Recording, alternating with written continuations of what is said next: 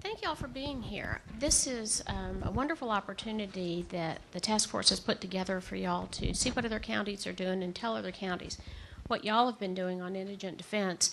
And I really want to thank Terry Tuttle for putting it together. She's been doing this for years now and does a fantastic job. Jim also does a great job, but I need to point out how much of the credit for what we've accomplished goes to the counties. We absolutely could not have had the successes that we have had without y'all, not just cooperation and willingness to go along with us, but without y'all taking the initiative and coming to us and asking for help to get things accomplished that you want to get accomplished. So I want to thank you all for being here and for doing that as well. I want to also thank Carl Reynolds. Carl is the Executive Director of the Office of Court Administration, the Administrative Director of the Office of Court Administration, the Executive Director of the Judicial Council, and former General Counsel for TDCJ. We appreciate very much his criminal law expertise, and he has been so generous with his time in helping the Task Force on Indigent Defense, and we want to thank him as well for being here. That said, I will turn the program over to Carl. Morning. Welcome to Austin for those of you who are in from out of town. It's a pleasure to be here. I think that you all are in for a treat. This is always a very successful, very educational, very enjoyable workshop, and you all will get a great deal out of it. I feel confident. You will learn from the dais and you will learn from each other. And I feel sure that you'll go away from this with some advancements in policy and procedure and practice at the local level. And the state will benefit as well. This is an enormously collaborative effort in improving the justice system in Texas, and you're going to be living it for the next couple of days.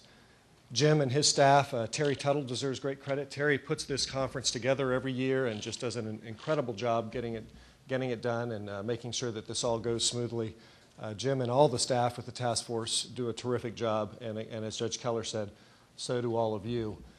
And I wanted to just point out that the Office of Court Administration and the staff, you know, Jim and his staff live with us. They are part of our office and part of the Judicial Council staff, and we work together very closely and very happily.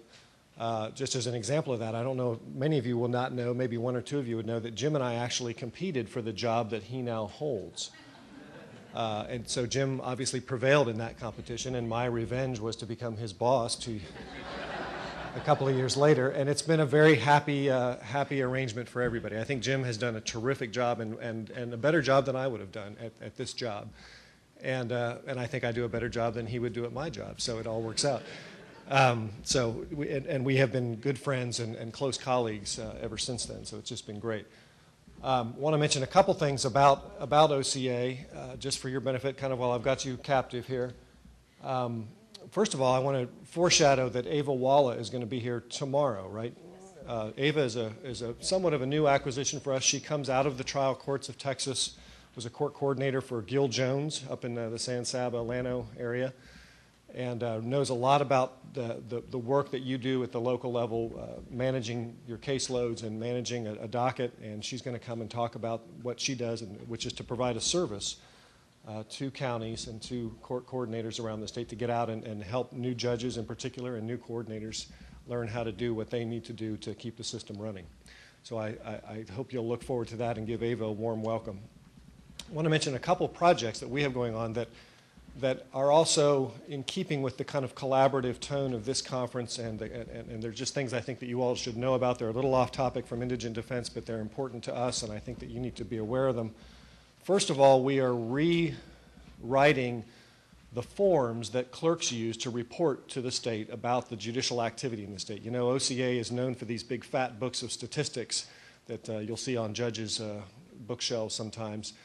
And we don't publish the big fat book anymore, but we put it out on the internet. And the legislature and many judges use those statistics. We use them.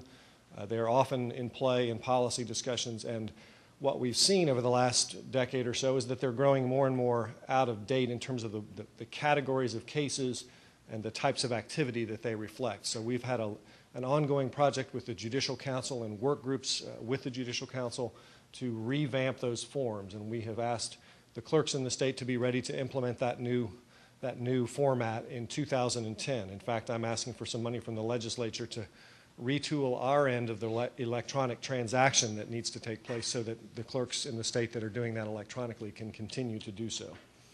So that's one thing I wanted to mention to you. The other is a topic that I'm actually going to go talk to another group about just in a little while today.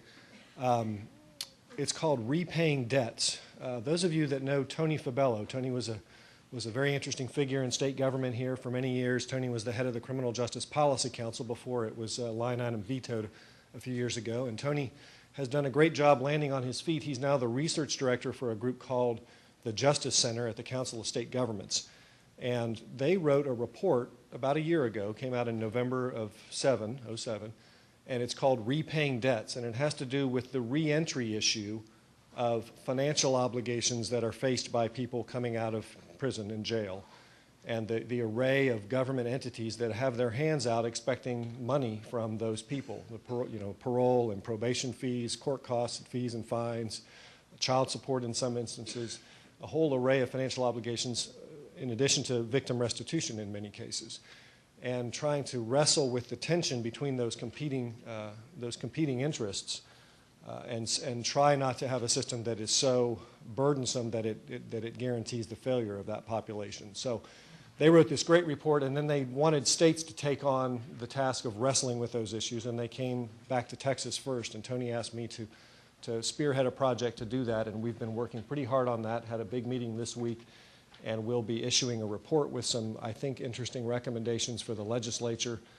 for the session to come, which is also what I've been working on lately. I've got some meetings today with legislative staff to talk about our budget and the things that the judicial branch needs to get the job done. And that's what you are all here about today, and I don't want to take any more of your time so you can get your job done. Now it's my pleasure to introduce Brian Case. Brian is the appellate chief of the Travis County District Attorney's Office. Brian has been there a long, long time. I think I remember interviewing with Brian about 20 years ago when I was foolish enough to think that I would be a suitable assistant district attorney. Ronnie talked me out of it when he told me I'd have to shave and get my hair cut. But Brian was a very nice interview and was nice enough at least to let me get past him and get up to talk to Ronnie Earl, which was the beginning of a nice relationship as well. Brian, it's great to see you here today. Welcome. Come on up. Thank you, Carl.